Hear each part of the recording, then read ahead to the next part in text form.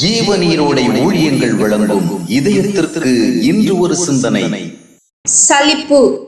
ராஜாக்களின் புத்தகத்தில் எலியா, எலிசா போன்ற மாபெரும் தீர்க்கதரிசிகளை காண்கின்றோம். அவர்கள் தேவனுடைய சார்பாக நின்று மிகுந்த ஆச்சரியமான செயல்களை செய்தார்கள். மக்கள் நடுவில் அவர்கள் நிகழ்த்திய அற்புத அடையாளங்கள் கொஞ்சமல்ல. அவர்கள் தேவனுடைய செய்கைகளை முன்னறிவித்து அவ்விதமே நிறைவேற கண்டார்கள். ஆயினும் தேவனை விட்டு விலகிச் சென்று கொண்டிருந்த மன்னர்களையும் மக்களையும் கர்த்தரை நோக்கி திருப்புவதில் போதுமான வெற்றியை அவர்கள் காணவே இல்லை. தேவனை வெளிப்படுத்தும் பணியில் அவர்கள் நிறைவுடையவர்களாயிருந்தும் தேவனுக்கேற்ற மனம் திரும்புதலை மக்களிடம் அவர்களால் காண இயலவில்லை. சில நேரங்களில் நம்முடைய உண்மை, நற்செயல், நற்குணம் ஆகியவை பிறர் விஷயத்தில் உரிய பிரதிபலிப்பை ஏற்படுத்தாவிட்டால் நாம் சோர்ந்து போகிறோம். கர்த்தரின் பல வல்லமையான செயல்களை கண்டும் மனமாற்றமற்றவர்களாயிருந்த இஸ்ரவேல் மக்களை குறித்து எலியா மனம் சலித்ததைப் போல நாமும் சலித்து போய் விடுகிறோம். மாற்றங்களை பிறரிடம் எதிர்பார்ப்பது தேவையே. ஆயினும் அவர்கள் மாறாத நிலை கண்டு நாம் நம்முடைய நிலையை மாற்றிவிடக் கூடாது.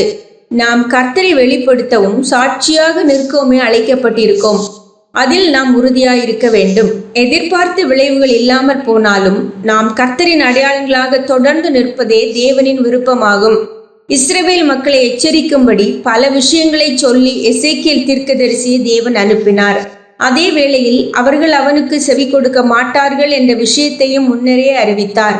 சில நேரங்களில் விளைவுகளை பார்ப்பது நமது வேலையல்ல. நாம் எதை செய்ய வேண்டும் என்று தேவன் சொன்னாரோ அதை செய்து விடுவதில் மட்டுமே நாம் திருப்தி காண வேண்டும். ஒருவேளை அதற்கு எந்தவித பலனும் இல்லாதது போல் இருக்கலாம். ஆனால் தேவன் நீ செய்தவைகளால் என்ன பலன் என்று கேட்க மாட்டார். நான் சொன்னபடி செய்தாயா என்றுதான் கேட்பார். அத்தனை பிரயாசங்களோடு மோசே இஸ்ரவேல் ஜனங்களை வழிநடத்தியும் என்ன பலனை உருவாக்க முடிந்தது? யோசுவாவையும் காலேபையும் தவிர மற்றவர்கள் எல்லாரும் கானகத்திலேயே அழிந்து போனார்களே. ஆனால் மோசே தனக்கு தந்த வேலையை சரியாக செய்து முடித்தான். அதுவே தேவனுடைய பார்வையில் மேன்மையாக இருந்தது. சிந்தனைக்கு. நினைத்தது நிகழாததை எண்ணி வருந்தாதே.